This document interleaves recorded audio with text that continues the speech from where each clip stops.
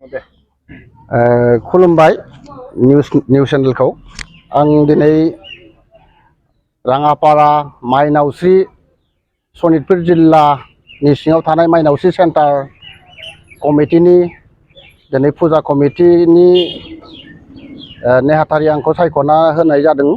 दिनै आं नेहाथारि हिसाबै जोंनि लोक्षि फुजाया माबोरै जागोन बोरै खुंगोन बिनि सोमोन्दै जोङो निउस चेनेलनो फोरमायनो नागिरदों।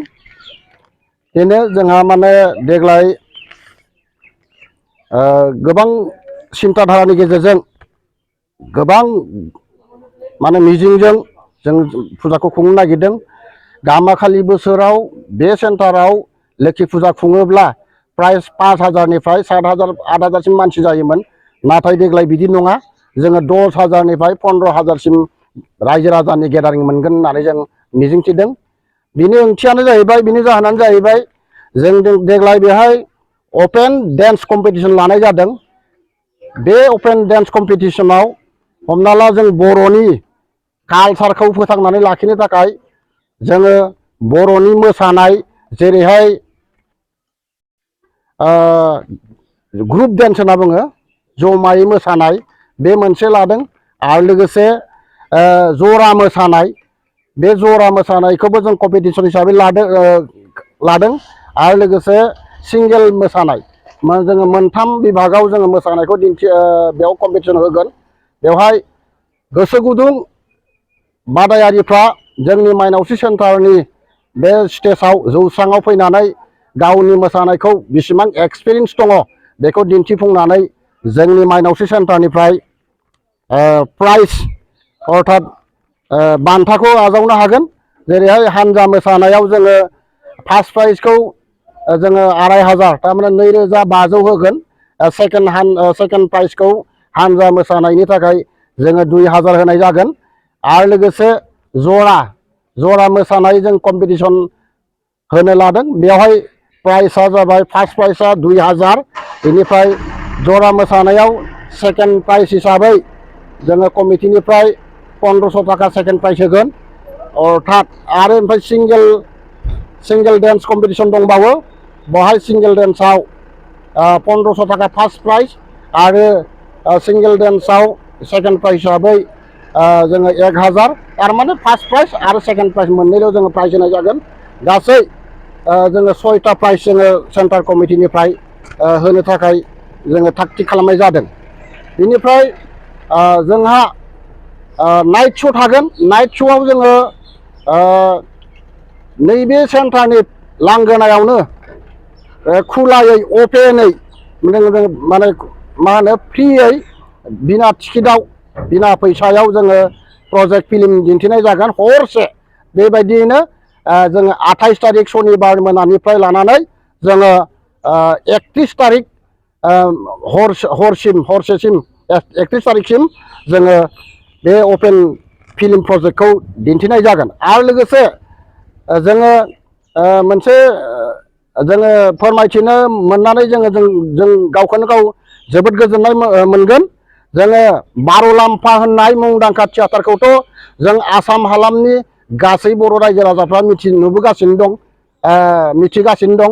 बे बार'लाम्फा बर'नि थियाटारा जोंनि माइनावस्रि नैबे राङापारा हालामनि माइनावस्रि सेन्टारनि लांगोना हांख्रायना लाबोनायाव माइनावस्रिनि लांगोनायावनो बार'लाम्फा थियाटारा हरथामनि हाबाफारि लानानै बेवहायनो जोङो दिन्थिनो थाम थिम खालामदों। बेवहाय जोङो गिबियावनो फोरमायगोन दे जोङो फार्स्ट नाइटआव फार्स्ट श' खालि सनिबार खालि अर्थात 28 तारिख अक्ट'बर 28 तारिख खालि जोङो आसामनि बर'नि गेजेराव कमेडियान बिराद इन्टारेस्टिं कमेडियान प्लास सिंगार, नोंथांमोना शर्ट मुभि नायनानै जाय मोजां मोनग्रा बिथांमोनाथ' निस्सय नायखायो।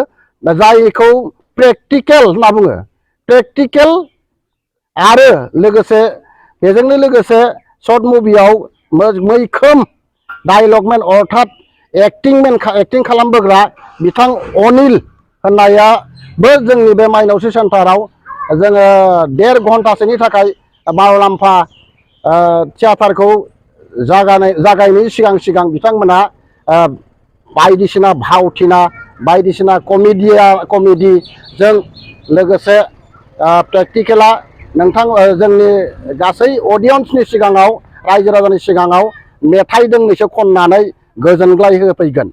दा बेखिनिखौ नोंथांमोननिसिम फोरमायनाय जाबाय। इनिफ्राय लोगोसे जोंहा फोरमायनो गोनाङा निउस चेनेलनि गेजेरजों फोरमायनो गोनाङा बेनो जोंहा हरथामनि थाखाय जों टिकेटनि सिनेमा खालामनाय जादों।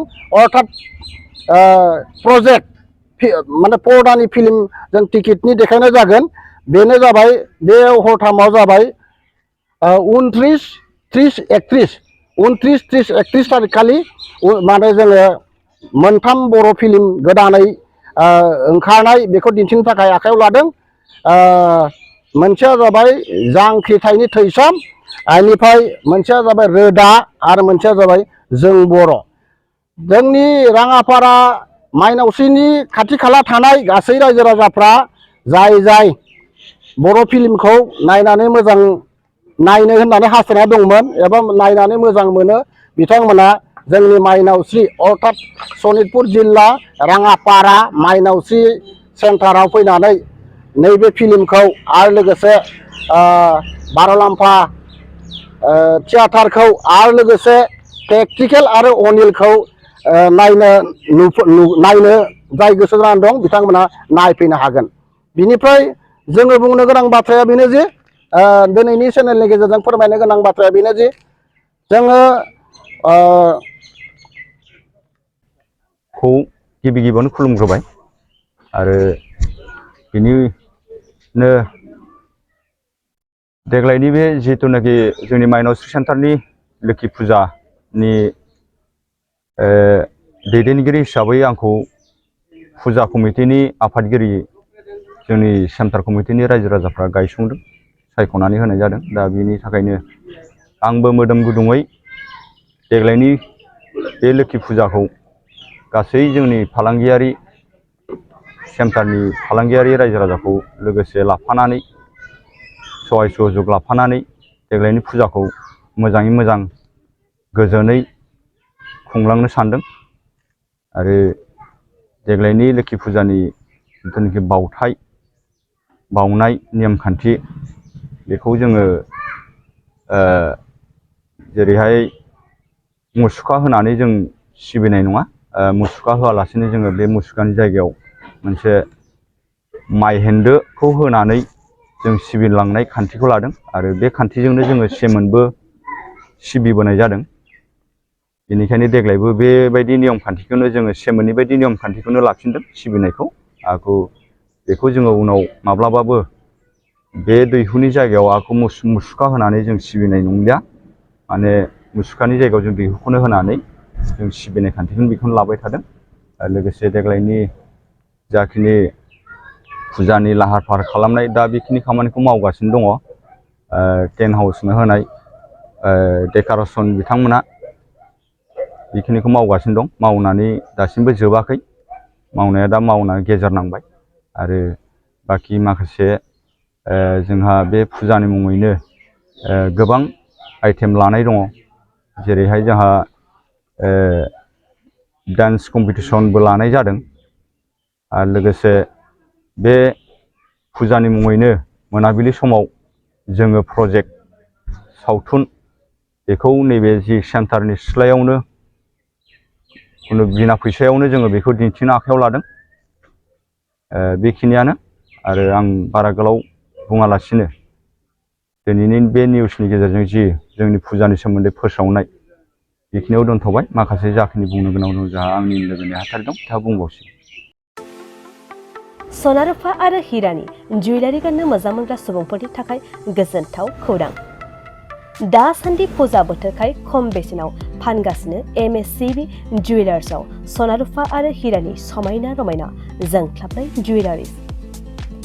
MSCB जुवेलार्सआव मोननो हागोन राजकोट जुवेलारि, कास्टिं जुवेलारि, कलकाता जुवेलारि, मेसिनजों बानायनाय जुवेलारि आरो आखाइजों बानायनाय जुवेलारि। लोगोसेनो हाबा हुखायाव गाननो थाखाय सना आरो हिरानि समायना जुवेलारिसफोरखौबो मोननो हागोन। MSCB जुवेलार्सआनो दं क'क्राझार सहरजों नांजाबनाय क'क्राझार रेल गेटनि साखाथि वार्ड नं 5 बिबेकानन्द पथआव। MSCB जुवेलार्सजों थोंजोङै जगाजग खालामनोबो हागोन 9954273079 जानबुं अनजिमायाव।